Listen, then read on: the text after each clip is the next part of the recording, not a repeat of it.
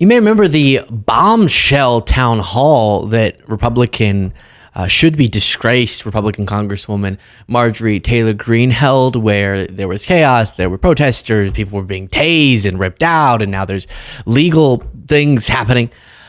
Well, apparently her boyfriend, Brian Glenn, did a little bit of vlogging during this event, and for some reason filmed her walking out of the restroom. I don't know why you need that in a BTS video, but okay. But what I find interesting and notable that I want to analyze is after she walks out, backstage right after this town hall, and he asks her takeaways.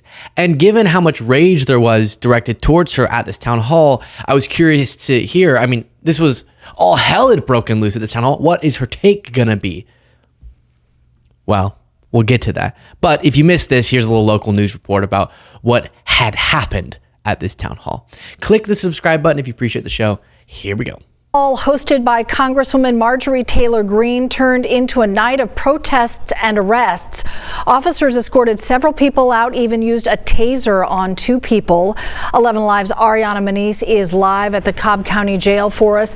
Ariana, what initially sparked the tension?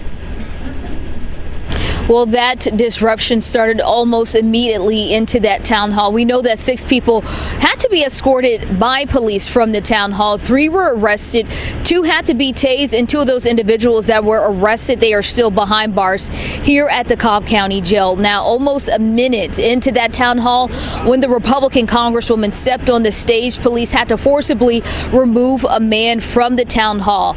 Marjorie Taylor Greene, she warned the crowd no protesting was allowed inside the venue. By the end of the night, police escorted more than a dozen people out. They tased and arrested 1 man who ignored orders to leave.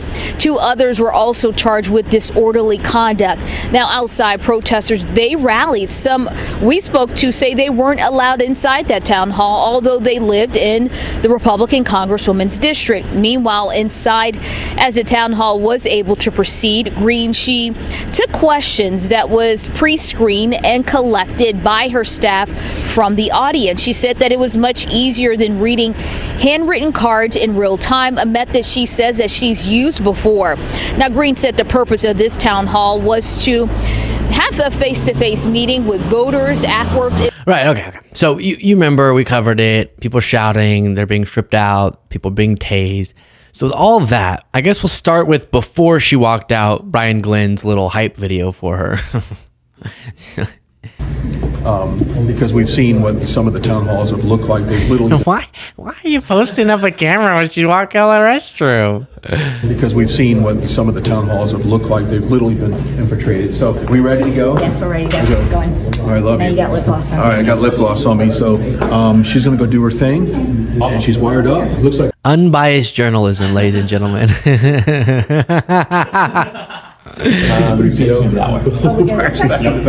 right, so let's follow me.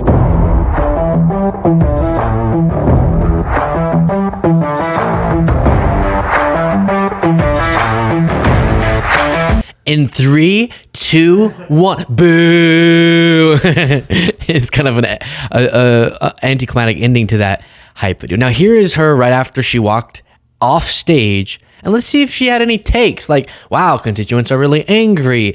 Maybe I should consider that Trump's tariff policy is bad. Let's just see. Okay, let's see. Maybe she had a come to Jesus moment on the stage, or maybe not. So we just wrapped up a town hall in Ackworth, a new portion of your district. A lot of people said you should not have done a town hall because Republicans were getting attacked by protesters, but that is not the way you roll. As Steve Bannon said, you're one of the toughest ones in Congress. But what was your thoughts coming here to Ackworth and putting on this town hall? Well, I have to tell you, we planned Ackworth from the beginning in January, and I was excited to do that because Ackworth is new to my district, and as a representative, it's my job to represent everyone, and they needed to meet me and hear from me. They just voted for me for the first time in the general election back in November, so we were excited to come here. As far as the protesters are concerned and the advice that we were told, that is exactly the wrong thing to do, and I feel we owe it to our constituents to show up in person talk to them, tell them what's going on, take their questions like we did in the form that they filled out before the town hall. And I think it went great. Yeah, I do too. And I think a lot of Republicans are kind of scared to do a town hall in their districts. I don't think they feel like they have the support of their constituents. Obviously, the 14th district of Congress is a little, of Georgia rather, is a little different. Okay, let's talk about the top questions you got and what topics they were, because that really does give you an idea what's on the mind of the American people. Tariffs. There was a lot of talk about tariffs. I mean, this has been something that has been blown up in the news. President Trump was attacked for it, but I think President Trump has done exactly the right thing on behalf of America. America has been in a losing position in world trade for decades, and President Trump's tariffs are working.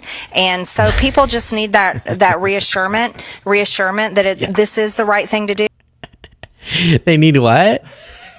America has been in a losing position in world trade for decades, and President Trump's tariffs are working. And so people just need that reassurance that this is the right thing to do. I'm more familiar with reassurance, but, reassurement, I guess.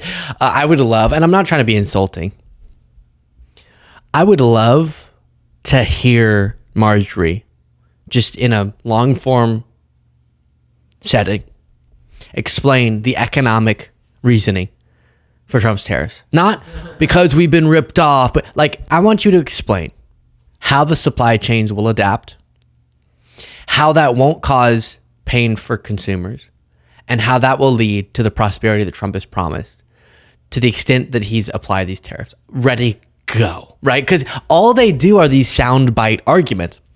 We've been ripped off and Trump won't let that anymore. And you're sort of, okay, I don't want to be ripped off, but what? How is this? And then the other one is we're taking in billions of dollars from other countries, from our own companies. Okay.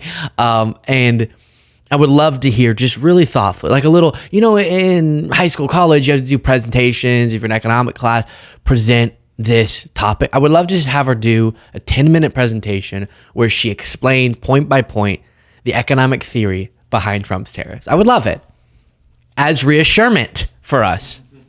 And it is. He's defending American businesses. He's defending American workers. And I think that was a good thing for them to ask about, and I was happy to answer those questions. What was going through your mind when the first protester jumped up? We kind of figured there'd be a few in there. They kind of snuck in. Now, if you guys didn't catch it earlier, you had to show ID to prove that you actually lived in the district to attend this town hall. So you could fake it and just be silent and kind of be complicit and come in and then later expose yourself. But what went through your mind? Because it wasn't even like 5 minutes into the town hall. Ed, that's why I played the President Obama clip in the beginning. You think that weeded him out? Well, no, I actually, I always have hope for people. And I think Democrats are so... If I know something about Marjorie, she sees the best in people. Like all of the people that she's called baby killers. Brainwashed over years from the listen, this is my point. Fake news. Think about how disastrous. So she had this crazy town hall, and look at what her takeaway is. The President Obama clip in the beginning. You think that weeded him out? Well, no, I actually, I always have hope for people. And I think Democrats are so brainwashed over years from the fake news media and all the lies and attacks on President Trump and lies and attacks on me, Brian. They're ridiculous. But I was really hoping that they would listen to the words of the most popular Democrat president in history as he literally talked about what we call today Doge. And that's why I played that clip first, because I was hoping. Oh my gosh. Oh, y'all haven't seen. Let me quickly, what she's talking about is there's a clip of Obama talking about how we should create an initiative to maximize efficiency in the government, to which every Democrat, just like when anyone says it, goes, of course we want that. Which is why we're annoyed with Elon saying that's what he's doing, but actually really inefficiently, in a way that's not actually fulfilling the goal they've set out, hurting people and getting rid of agencies wholesale. Getting rid of waste is not the same as we don't like USAID as a program, so we're getting rid of the entire thing.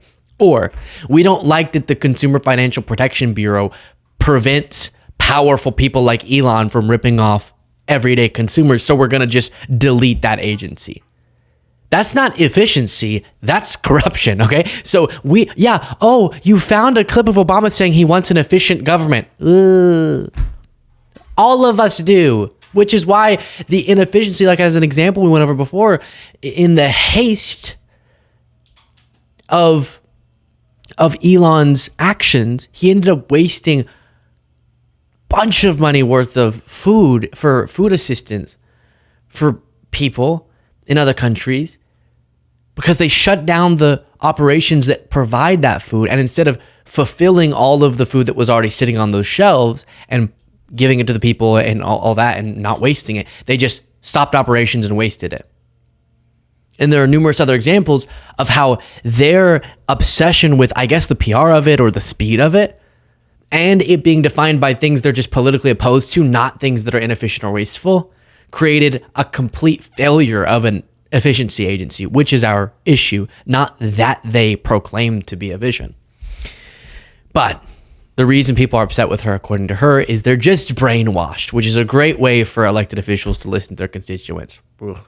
Share your thoughts in the comments.